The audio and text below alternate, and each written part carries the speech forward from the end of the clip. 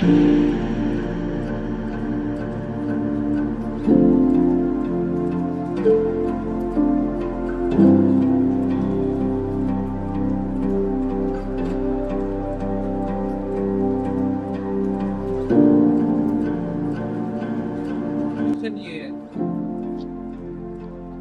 बंद कर। जो रोलर कोस्टर होता है उसमें इंजन नहीं होता, ठीक है, उसको चेन की मदद से हाइट दी जाती है, मींस के इलेक्ट्रिकल एनर्जी से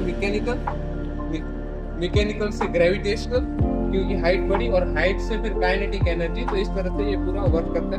एक बार उसको हाइट दे दी, अब उसकी एनर्जी ग्रेविटेशनल पोटेंशियल एनर्जी है, वहां पे इलास्टिकल पोटेंशियल थी, वहां पे ग्रेविटेशनल पोटेंशियल एनर्जी है। हेडफोन्स अगर आप ट्राई करना चाहें कर सकते हैं। इसमें क्या है?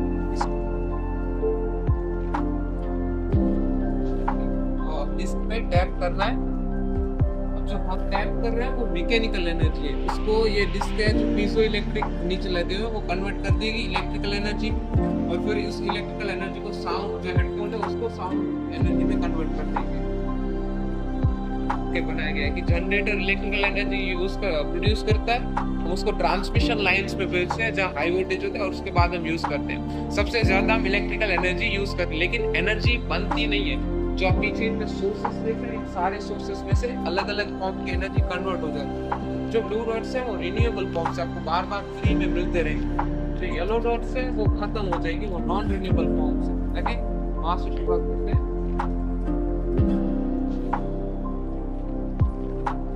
विंडमिल है।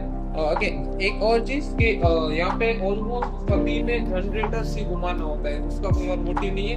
सिर्फ सोलर और हाइड्रोजन इनमें जनरेटर नहीं है, बाकी अब डायरेक्टली इनडायरेक्टली जनरेटर ही घुमाना है। जैसे यहाँ पे विंडमिल है, वो घूमेगा, ठीक है, उसके पीछे जनरेटर लगा है और बीच में गियर बॉक्स है, तो क्या करेगा, हाई आरपीएम पे घुमाएगा, जिससे इलेक्ट्रिसिटी प्रोड्यूस होगी। ओके, यहाँ पे जो घुमाने वाला काम है वो टरबाइन करेगा। वहाँ पे विंडमिल कर रहा था कि जो ग्रेविटेशनल पोटेंशियल एनर्जी है जो उसको घुमाएगी टरबाइन को, और टरबाइन से फिर इलेक्ट्रिसिटी प्रोड्यूस करते हैं। फिर सिमिलरली डैम में होता है, डैम में आपको पानी मिलता रहेगा, सन जो सूरज है उसको भाप बनाएगा, एक्सेट्रा सारी चीजें होती रहेंगी और हमको मिलता रहेगा। पूरी दुनिया की जो 15% एनर्जी है इलेक्ट्रिकल एनर्जी वो इससे आती है, डैम में से नीचे टरबाइन। ओके, प्रेशर पानी में आसमान होगा डायरेक्ट जाओ पानी नहीं, यहाँ पे जो प्रेशर वाला काम है वो पेन स्टॉक करता है, या नोजल भी होती है कभी कभी। ओके, तो प्रेशर की कोई ऐसा नहीं कि डेडिकेटेड रिक्वायरमेंट है, जैसे रोलर कोस्टर कैसे अपने आप गिर रहा था, सिमिलरली वही चीज है। लेकिन एक चीज होगी कि जो टरबाइन है वहां पे कभी कभी नोजल लगाया जाता है, तो जिससे स्पीड बढ़ जाती है। फिर ये जियोथर्मल है। जियोथर्मल में हमको पानी लेना है, उसको पृथ्वी के नीचे भेज देना है 2 से 3 किलोमीटर नीचे, जहाँ पे वो कन्वर्ट हो जाएगा स्टीम में, और स्टीम जो रेड कलर के पाइप में बाहर आएगी, टरबाइन को घुमाएगी और हमारे लिए इलेक्ट्रिसिटी प्रोड्यूस करती है। ये इंडिया में सिर्फ एक ही प्लांट है, जो एससीसीएल तेलंगाना। बायोमास बेसिकली ये क्या है, जो केमिकल एनर्जी होती है उसको हार्वेस्ट करता है।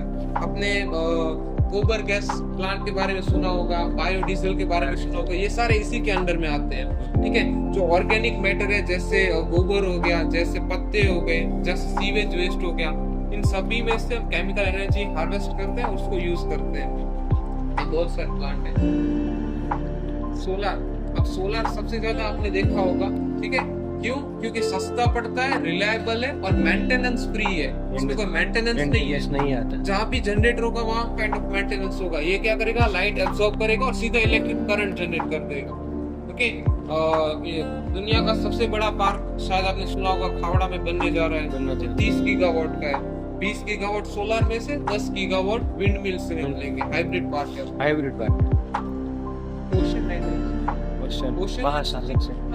हाई टाइड और लो टाइड का यूटिलाइज करते हैं। ठीक है, जैसे चांद, पृथ्वी और सूरज की जो पोजीशन होती है उनसे हाई टाइड और लो टाइड बढ़ती और वोट आती है, वो उसी की। तो वही हम टाइडल बैरेज जैसा काइंड ऑफ डैम जैसा स्ट्रक्चर, हाई टाइड आएगी तो उसको क्लोज कर दिया, फिर टरबाइन में से पास करेंगे। वेव्स के लिए टाइडल फैंसेस है, tidal turbine under water use किए जाते हैं। हालांकि इनका पावर टू स्ट्रक्चर रेशियो थोड़ा अच्छा नहीं है, इसलिए नहीं यूज किया जाता, कम यूज होता है। જ્યારે ભરતી આવે ત્યારે ડેમમાં પાણી ભરાઈ જાય, જબ ઓટ આવશે એ વખતે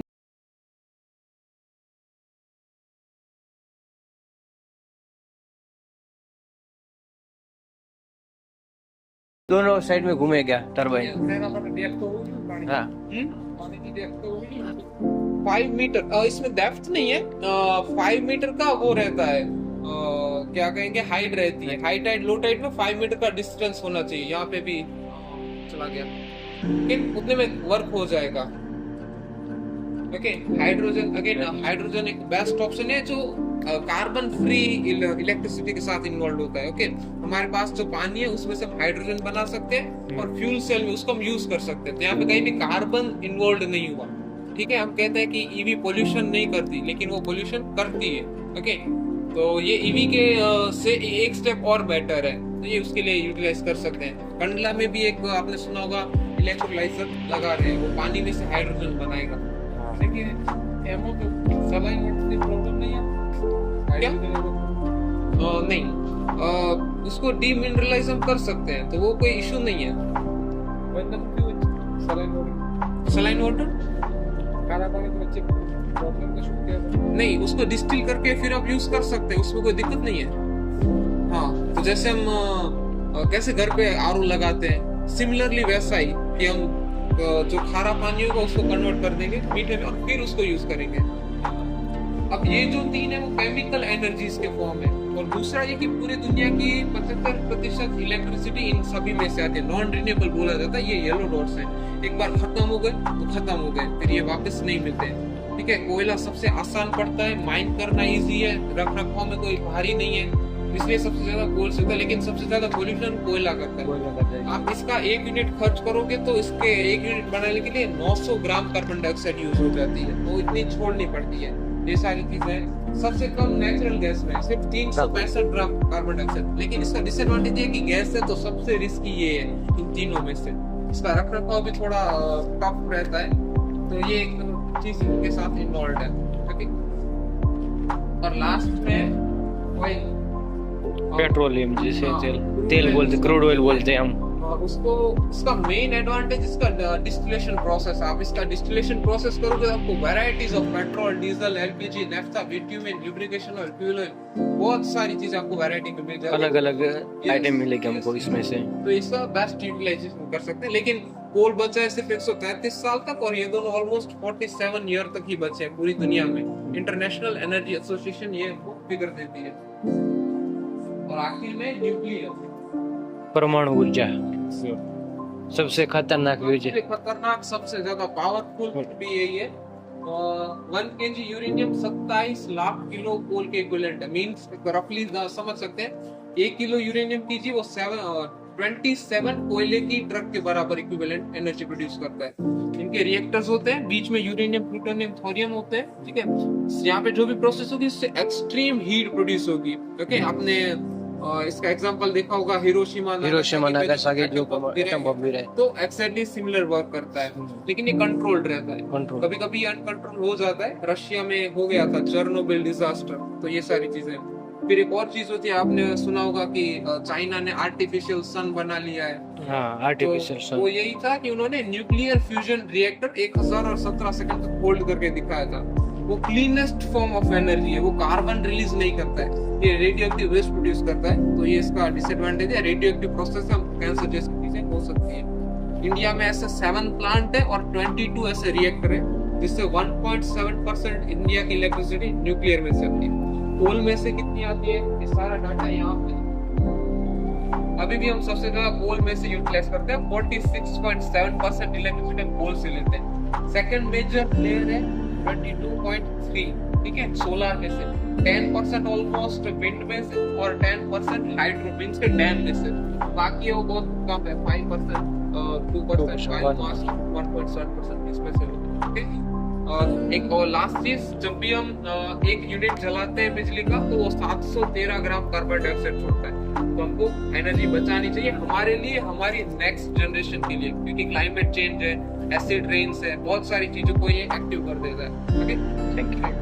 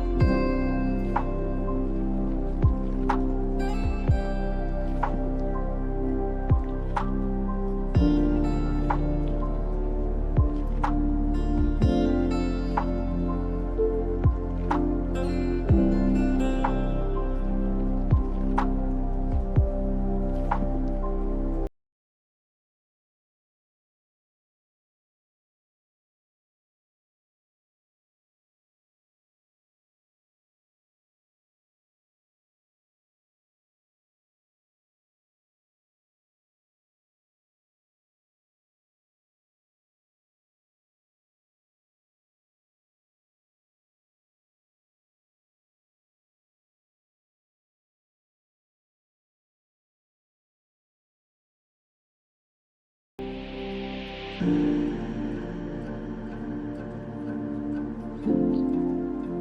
रीजनल साइंस सेंटर में फोर्थ गैलरी बोनसाई में आपका स्वागत है। बोन का अर्थ होता है डिस्क्रीट गमला या पॉट और साई का मतलब होता है प्लांट। जैसे बोनसाई का फर्स्ट रिसर्च को हिंदी में बोलते हैं खोज और गुजरात में बोलते हैं शोध। इसका फर्स्ट रिसर्च हुआ था, ये चीन में हुआ था। चीन में इसे पेनजाई नाम से जाने जाते हैं। 700 ईसा पूर्व हुई थी। फिर ये टेक्निक होता है कला। फिर ये जापान में आई तो जापान में इसे बोनसाई के नाम से जाने जाते हैं। फिर अपने भारत में आई तो भारत में इसे बामन वृक्ष कला के नाम से जाने जाते हैं, जो संस्कृत वर्ड और भगवान नारायण के एक अवतार है। बोनसाई करने के लिए पौधे में 2 प्रकार की रूट होती है, जिसे हिंदी में जड़ और गुजरात में मूल बोलते हैं। जड़ का नाम है तंतु मूल और छोटी मूल इंग्लिश में बोलते हैं टेप रूट और फाइब्रस रूट। बोनसाई करने के लिए तंतु मूल को हाफ कटिंग करना और छोटी मूल को फुल कटिंग करना है। फुल कटिंग करने के बाद किसी डिस्प्लेड गमले या पॉट में प्लांट को लगाना है। कुछ प्लांट जल्दी ग्रोथ होते, कुछ लेट ग्रोथ होते, उस हिसाब से सॉइल और फर्टिलाइजर देंगे। सॉइल होता है मिट्टी, फर्टिलाइजर होता है खाद। और आप जितने भी प्लांट का साइंटिफिक नेम देख रहे हैं, साइंटिफिक नेम होता है वैज्ञानिक नाम। इंडिया में आउट ऑफ इंडिया में एक ही रहेगा, जो इसका कॉमन नेम अपने इंडिया में जगह जगह पे चेंज हो जाएगा। जैसे गुजरात में से कल्पवृक्ष बोलते हैं, आप जम्मू कश्मीर ऑस्ट्रेलिया जाएंगे तो बट पीपल नारियल के प्लांट को लोग कल्पवृक्ष बोलते हैं। यहाँ पे देख रहे हैं मनुष्य और प्लांट। मनुष्य और प्लांट ये हाथ के रेशियो के आधार पे प्लांट है। गैलरी में आपको आगे देखने को मिलेगा। रेशियो होता है छोटा, फिर उससे बड़ा, फिर उससे बड़ा। यहाँ पे जितने मेंबर्स खड़े हैं, मनुष्य का साइंटिफिक नेम होता है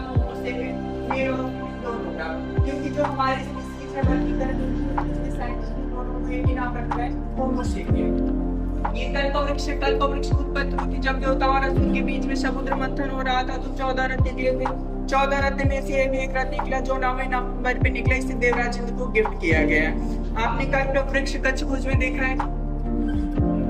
माता के मठ गए, माता के मठ से होते हुए आगे जाएंगे दयापान में कमलेश्वर महादेव का मंदिर है। कमलेश्वर महादेव के मंदिर एग्जिट गेट के सामने वो प्लांट आपको देखने को मिलेगा। देखने में सूखा दिखे, लेकिन वो सूखा प्लांट नहीं, वो एवरग्रीन प्लांट है। वो सावन के महीने में एक लीफ आती है और एक हफ्ते के लिए आती है। पूरे साल का फोटोसिंथेसिस करने के बाद झड़ जाती है। ऐसा मान्यता है कि कल्पवृक्ष शिक्षापूर्ति वृक्ष है। कल्पवृक्ष की 6 प्रजाति होती है। अफ्रीकी प्रजाति की कल्पवृक्ष है। आपने कभी ऐसा देखा है किसी पेड़ में पहले फल आया है फिर फूल आया? नहीं। कल्पवृक्ष में पहले फल आता है, फल के उपरांत इसमें फूल आता है। सेकंड नंबर पे आप देख रहे हैं बट की फैमिली का प्लांट, जिसे बनियान ट्री बोलते हैं। हिंदी में बरगद की जात बोला गया। ये बरगद का पेड़ नहीं है, बरगद की फैमिली से रिलेटेड है। इसमें area root, tape root, fibrous root, leaf जो है बट से मैच हो रहे हैं। जितने भी बाहर के प्लांट और वीड्स होते हैं, घास है, खरपतवार, वो हमारे लिए मेडिसिन में यूज होते हैं। इसे भी हम मेडिसिन में यूज कर लेंगे। हमारे स्किन पे फंगस या पिंपल के कारण दाग होते हैं, तो इसकी लीफ का पेस्ट बना के मेडिसिन में यूज कर लेंगे। बाकी थर्ड नंबर पे आप देख रहे हैं बोगनवेलिया का प्लांट है। आपने अपने घरों के आसपास में देखा होगा। इसमें जो फ्लावर के कलर आते हैं 5 कलर में आते हैं। अब तो हाइब्रिड करके बहुत सारे कलर कर दिए गए। 5 कलर आते हैं, पिंक, येलो, व्हाइट, पर्पल और सेफ्रॉन। सेफ्रॉन कलर समझ रहे हैं? नेशनल फ्लैग देखे हैं जी। नेशनल फ्लैग के ऊपर कौन सा कलर रहता है? केसरी जी। तो उसे सेफ्रॉन को केसरी कलर बोलते हैं। तो ये 5 कलर आते हैं हाइब्रिड करके, तो बहुत सारे कलर कर दिए गए। हिंदी में से राम लक्ष्मण सीता बोलते हैं। राम लक्ष्मण सीता इसलिए बोलते हैं कि राजस्थान के लोग ऐसा मान्यता रखते हैं इस फ्लावर में 3 कली होती है। 3 कली के अंदर 3 पुंकेसर होते हैं। तो लोग बोलेंगे हमारे फूल का अच्छा होगा। जब 3 पुंकेसर नहीं रहेंगे तो लोग बोलेंगे हमारे फूल का अनिष्ट होगा, इसलिए प्लांट को काट के फेंक देते हैं। अब यहाँ पे देख रहे हैं वायर से वायरिंग किया गया है। वायरिंग इसलिए किया गया है प्लांट को शेप देने के लिए, डिजाइन के लिए।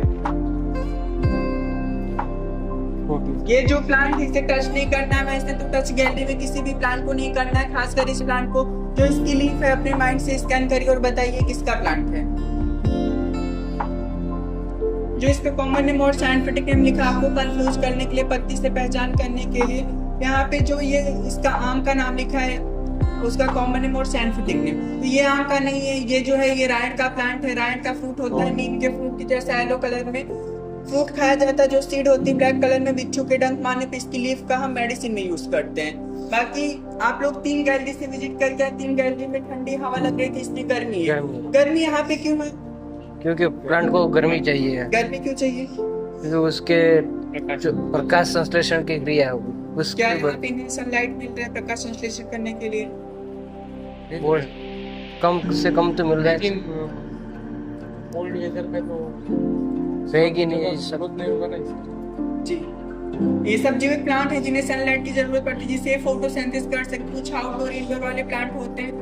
वैसे ये इंडोर प्लांट इन्हें डायरेक्ट सनलाइट की जरूरत नहीं पड़ती, इनडायरेक्ट सनलाइट की जरूरत पड़ती है। गैलरी में एक आर्टिफिशियल बोनसाई जो कापर वायर का बनाया गया, आर्टिफिशियल होता है मानव द्वारा निर्मित आर्टिफिशियल बोनसाई जो कापर वायर का बनाया गया है। 3 टूल्स है, टूल्स होता है यंत्र या औजार, 2 होलोग्राम, 2 टीवी स्क्रीन वो भी देखने को मिलेंगे। बाकी गैलरी में डेड वुड रखा गया है। डेड वुड का क्या प्रयोग होता है? डेड वुड का प्रयोग होता है उसे हम आर्टिफिशियल तरीके से डेकोरेट करेंगे, फर्नीचर के लिए यूज करेंगे। फिर अभी आप यहाँ पे देख रहे हैं डेकोरेट किया गया है, फिर उसे हम फायर के लिए यूज करेंगे। क्या सूखी लकड़ी हमसे बदला लेती है?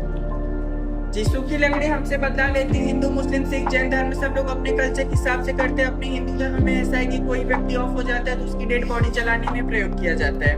गैलरी में जितने भी प्लांट देख रहे हैं, प्लांट की एज है 10 ईयर्स से 15 ईयर्स ओल्ड प्लांट। बाकी कुछ प्लांट आपको देखने को नहीं मिल रहे, कुछ आगे भी देखने को नहीं मिलेंगे। क्यों? क्योंकि कुछ प्लांट को सनलाइट ज्यादा चाहिए, इसके लोग गैलरी के बाहर गार्डन में रखे गए हैं। जैसे वे मेंटेनेंस हो जाएंगे फिर अपने जगह पे आ जाएंगे। बाकी गैलरी में सब प्लांट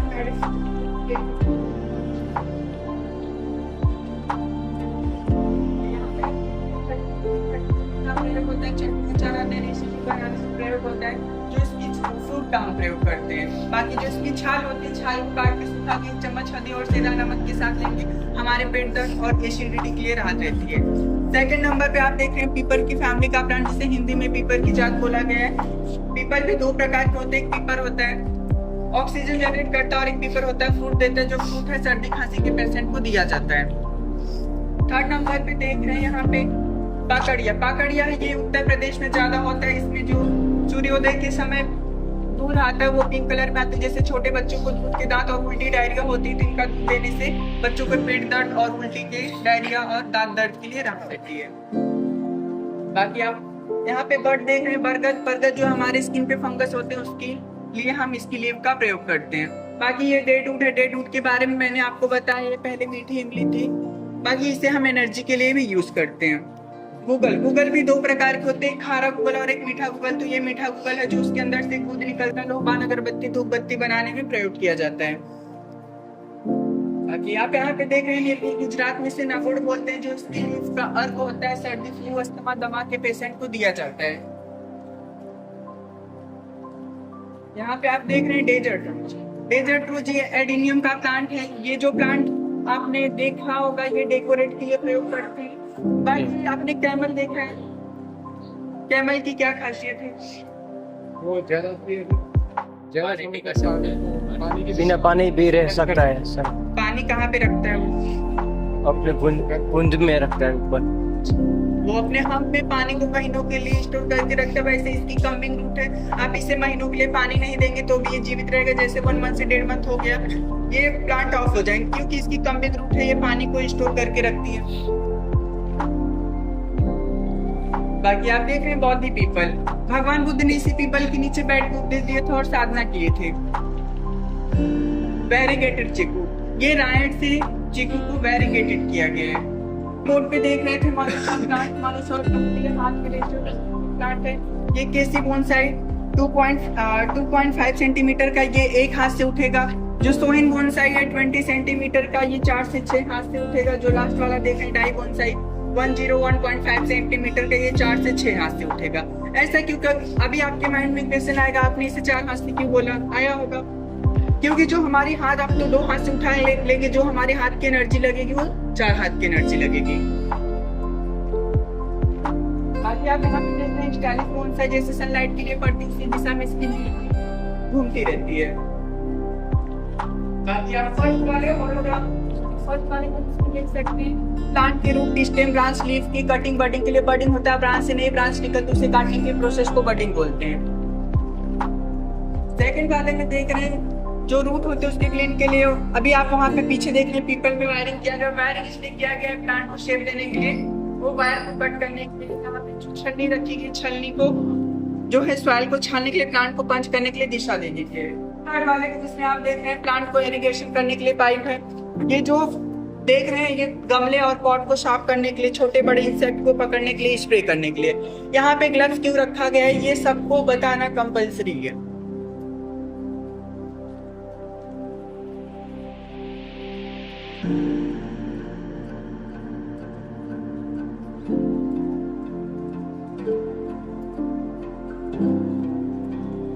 तो ऐसा है कि ग्लव्स ये हमारी सेफ्टी के लिए बाकी आप यहाँ पे देख रहे हैं जापानी उद्यान, चीन, जापान, इंडिया, पाकिस्तान की गार्डन सेम होते हैं। आपको जापानी उद्यान इसलिए देखने को मिल रहा है जैसे वहाँ के प्लांट होते हैं रॉक से निकलते हैं और उनका रूट होता है स्प्रिंकलर, स्प्रिंग जैसा हो जाता है, पत्ती घुमावदार और चूड़ीदार होती है।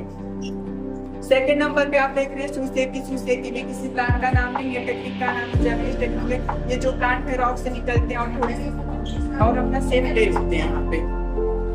इकेबाना भी किसी प्लांट का नाम नहीं है, टेक्निक का नाम है, जैपनीज टेक्निक।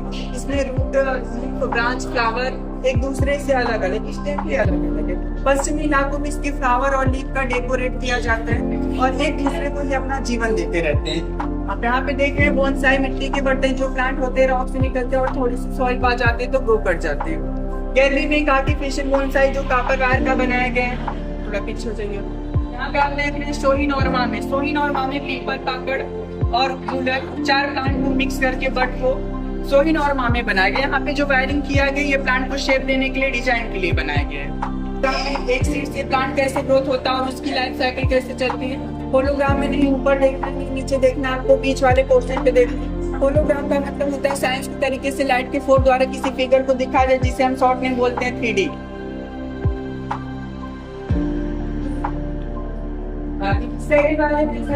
बोनसाई कैसे बनाते हैं, प्लांट को पॉट में कैसे लगाते हैं, ये ग्रो कैसे करता है और इसकी लाइफ साइकिल कैसे चलती है बोनसाई की वे प्लांट की। Welcome to space science gallery. Any last gallery છે જેના અંદર ઘણા બધા કોન્ટ્રાડિક્શન છે, કારણ કે હજી સુધી આખું સ્પેસ જે છે એ સાયન્ટિસ્ટે પણ એક્સપ્લોર નથી કર્યું અને આપણે જે જાણીએ છીએ એમાં થિયરી અને ફેક્ટ્સ જે છે નવી નવી ડિસ્કવરી થાય, ચેન્જ થાય માટે. પણ જે સૌથી વધારે પ્રચલિત થિયરી છે બિગ બેંગ થિયરી, એના અકોર્ડિંગ એવું માનવામાં આવે છે કે ઉર્જાનો વિસ્ફોટ થયો, જેના એનર્જી પાર્ટિકલ રિએક્શન થયા અને એમાંથી પેલું ન્યુક્લિયર બન્યું, એમાં અણુમાંથી પરમાણુ, પછી તારાઓ બન્યા અને તારાના સમૂહ જેને આપણે કહીએ છીએ આકાશગંગા. ધીરે ધીરે જે છે એનર્જી હતી એને એક્સેલરેટ થઈ અને જ્યારે આ બ્લાસ્ટને 9 બિલિયન યરનો સમય થયો ત્યારે આપણું સોલાર સિસ્ટમ ફોર્મ થયું, જેની અંદર બીજા પ્લેનેટ્સ પણ છે. અને લાઈફની બિગિનિંગ જે છે એ પાણીમાંથી થઈ છે, જીવસૃષ્ટિનો પ્રારંભ. ધીરે ધીરે પછી જમીન ઉપર આવ્યા. પ્રેઝન્ટલી 70% વધારે જે છે અર્થ પાણીથી કવર્ડ છે, પણ એક સમય એવો આવશે જ્યારે પૃથ્વી પર પાણીની બૂંદ પણ નીકળશે અને ત્યારે આવી વિકરાળ થઈ જશે કે જેનું ક્રિએશન છે એનું ડિસ્ટ્રક્શન પણ છે, કે બધાની જે છે એક લાઈફ ફોર ફિક્સ. સન જે છે રેડ જાયન્ટમાં કન્વર્ટ થશે, પછી ઇવેન્ચ્યુઅલી જે છે એ ડાર્ક થઈ જશે. પાછળ જે છે ટાઈપ્સ ઓફ ગેલેક્સી છે, આપણે સોલાર સિસ્ટમ કીધું તો અલગ અલગ ગેલેક્સીમાં અલગ અલગ સોલાર સિસ્ટમ છે. આ ગેલેક્સીઝ જે છે એના ક્લાસિફિકેશન એના શેપ મુતાબિક કરેલા છે. ઇલેક્ટ્રિકલ શેપની છે જે ઇલેક્ટ્રિકલ, જેનો કોઈ ફિક્સ શેપ નથી બનતો, ઇરેગ્યુલર, જેનો લાઈન જેવો શેપ બને છે એ લેન્ટિક્યુલર, સ્પાઇરલ છે એ સ્પાઇરલ, અર્ધ ગોળાકાર જેવી છે પેક્યુલર, અને જે સૌથી નાની છે એ છે ડ્વાર્ફ. હવે આમાં આપણું જે મિલ્કી વે ગેલેક્સી છે એ આ ફોર્મમાં છે, અંદર આવી રીતે સેન્ટરમાં આવું છે. અને ઇટાલિયન એસ્ટ્રોનોમર હતા ગેલિલિયો ગેલિલી, એમણે સૌથી પહેલા પોતાના ટેલિસ્કોપથી જે છે આ રીતે સ્ટાર્સ આવી રીતે ઓબ્ઝર્વ કર્યું. સેલેસ્ટિયલ બોડીઝની આપણે વાત કરીએ, બિગ બેંગ તો જો ફિલિંગ છે ભગવાનની વાત છે કે સૌથી પહેલા ઓબ્ઝર્વ કોણે કર્યું હતું, તો એ ગેલિલિયો ગેલિલી. અને આમાં જે છે એસ્ટેરોઇડ્સ અને મેટેરોઇડ્સ તો એક રીતે રોકી ફ્રેગમેન્ટ્સ જ છે. આની સાઇઝ મોટી હશે જ્યારે આ નાના નાના પીસ છે ગ્રેવિટેશન પુલને લીધે જ્યારે અર્થ તરફ આવશે અને એરનું ફ્રિક્શન લાગુ પડશે એટલે આપણને ચમકતું જેવું દેખાય, એટલે આપણે કંઈક ખરતા તારા, પણ રિયલી તારા નથી હોતા આવા પદાર્થ પુલકા હોય છે જે સળગી જાય એટલે કે ખરતો તારો એવું દેખાતો હોય. એ રોકી ફ્રેગમેન્ટ્સ જ છે આ એસ્ટેરોઇડ્સ, એટલે એનું મોટું પાર્ટ. હવે એ જે કઈ જગ્યાએ પડે તો ત્યાં ક્રેટર ક્રિએટ કરી દે. એટલે ત્યારે વિક્રમ પૈસારા ભાઈ ક્રેટર નામ દેવા આપે છે, અલગ અલગ નામ આપે જ ને. આ જે લુનાર લેક છે ને મહારાષ્ટ્રમાં, હા, એ જે ફોર્મ થયો છે ત્યાંના લીધે થયો છે કે ત્યાં પડ્યું હતું એના લીધે એ જે છે આખું તળાવ જેવું સર્જાઈ ગયું. ના ના, આ તો ફેબ્રિકેટેડ. પછી સ્ટાર જે છે એનું સ્ટ્રક્ચર આવું સ્ફેરિકલ જ છે. ટ્વિંકલ જે થાય છે એની અંદર જે છે શું કહેવાય એટમોસ્ફિયરિક રિફ્રેક્શન, વાતાવરણીય વક્રીભવન, એને લીધે આપણને ઓછો બકવું દેખાય છે. અને ડ્વાર્ફ પ્લેનેટ ની અંદર પ્લુટો છે આપણે જે છે ને ડ્વાર્ફ પ્લેનેટ લઈએ છીએ કે પેલા જે છે એને પ્લેનેટમાં ગણતા હતા, પણ હવે જે છે એની નાની સાઈઝ ને લીધે એમાં ગણતા. ફેસીસ ઓફ મૂન છે તો ચંદ્ર પાસે પોતાનો પ્રકાશ નથી, જે લાઈટ રિફ્લેક્ટ થાય છે એ સન ની છે, અને સન જે છે એ રોટેટ કરે છે અર્થ એના અરાઉન્ડ, અને મૂન જે છે અર્થ ના અરાઉન્ડ રોટેટ કરે છે. તો બે આવી રીતે ટિલ્ટેડ છે, આમ સીધા નથી. એટલે અહીંયા બેન્ડ થઈને આમ ઝૂકતા ઝૂકતા આવી રીતે રોટેટ કરે. તો પોતાનો પ્રકાશ નથી એટલે જે લાઈટ રિફ્લેક્ટ થઈ ભાગ આપણને દેખાય. તો જ્યારે પૂર્ણ પ્રકાશ પડશે ત્યારે આપણે કઈ પૂનમ થશે અને જ્યારે પાટ નહીં દેખાય ત્યારે આપણે કઈ અમાસ થશે. તો આવી રીતે 15 દિવસ છે એની સાઈઝ વધશે અને 15 દિવસ એની સાઈઝ ઘટશે. અહીંયા જે એન્શિયન્ટ ટૂલ્સ છે જે પ્રાચીન સમયમાં ખગોળ વિજ્ઞાનનું બધું જાણવા માટે, એલ્ટિટ્યુડ લેટિટ્યુડ બધું ફાઇન્ડ કરવા માટે.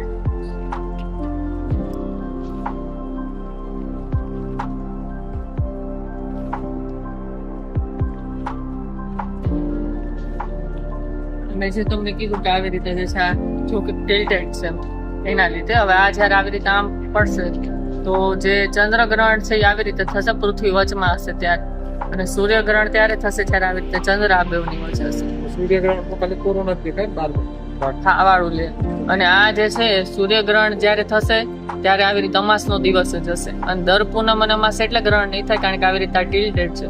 તો આમ ફરતા ફરતા જ્યારે એક લાઈનમાં આવશે ને એક્સિસમાં ત્યારે જ ગ્રહણ થશે.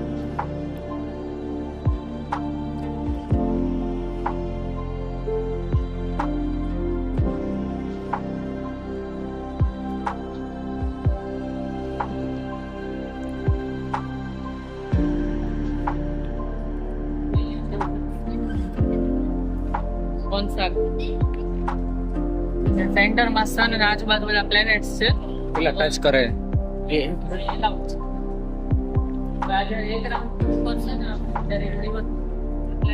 એકદમ નજીક છે એ જે છે પોતાનું રાઉન્ડ જલ્દી પૂરું કરી લેશે એટલે એક વર્ષ જલ્દી કમ્પ્લીટ થાય અને જે દૂર છે બહુ વધારે સમય લાગશે ઓર્બિટ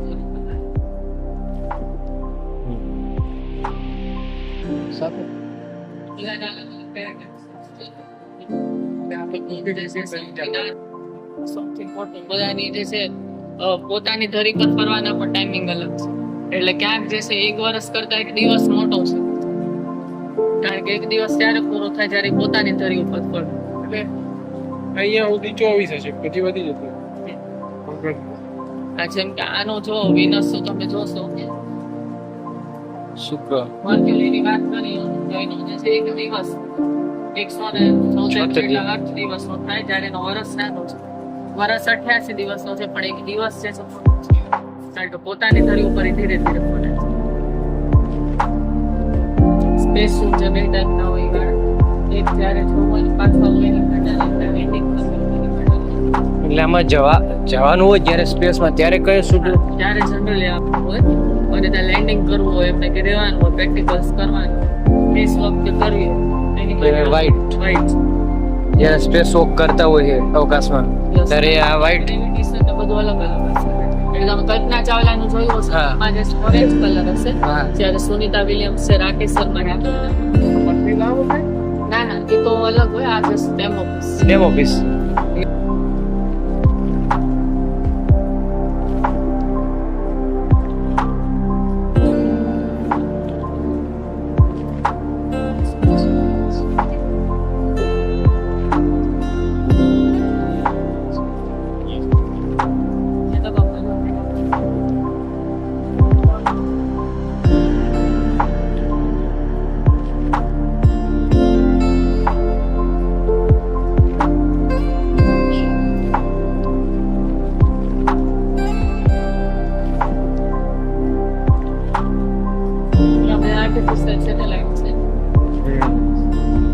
જે રોકેટ ને આપણે છોડેલા આ ઉપર જે છે ઇન્ટરનેશનલ સ્પેસ સ્ટેશન છે આપણું. બે ભાગથી જોડી ગયો હમણાં બે ભાગથી હમણાં જોડી ગયો એ નહીં આ વાળું જે છે એ 6 દેશોના ભાગીદારીમાં છે.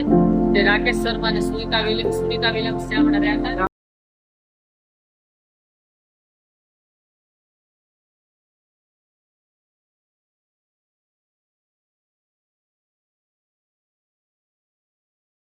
એના પાર્ટનર્સ. હા આ સ્પેસ છે ડ્રેગન એલન મસ્ક વાળો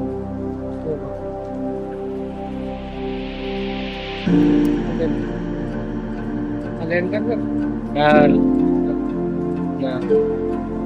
માર્સ પાર્ટ હેન્ડલ રોવર અને આ ગ્લોબલ સ્પેસ ટેલિસ્કોપ પેલો ઉતાર્યો તો એ જ કે જમીન એક ચાઇના બનાવવાનું હતું ના યુએસ નો યુએસ નું છે ટેલિસ્કોપ જે સૌથી આપણને જે ગેલેક્સીના ફોટોસ મળે છે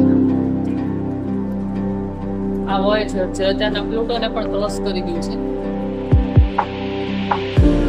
વિકિંગ ઓર્બિટર આ સેલ્યુટ જે છે એ રશિયાનું પોતાનું પર્સનલ સ્પેસ સ્ટેશન છે. નીલ આર્મસ્ટ્રોંગ જેમાં ગયા હતા ત્યાં વાળું બધું ઇલામ. એપોલો 11 નીલ આર્મસ્ટ્રોંગ ગયા હતા જ્યારે પ્રથમ અવકાશ યાત્રી. લુના આ ચંદ્ર પર સૌથી પહેલું મિશન છે સ્પુટિક 2 જેમાં લાયકા ડોગ આપણે કહીએ છીએ એક્સપ્લોરર 1 ને સ્પુટ આ જે છે આ બે એટલા સક્સેસફુલ હતા કે 23 કલાકમાં ડેમેજ થઈ ગયા હતા પણ સૌથી પહેલા જે લોન્ચ થયા હતા બારે PSLV નું મોડલ છે ઓરિજિનલ એથી 5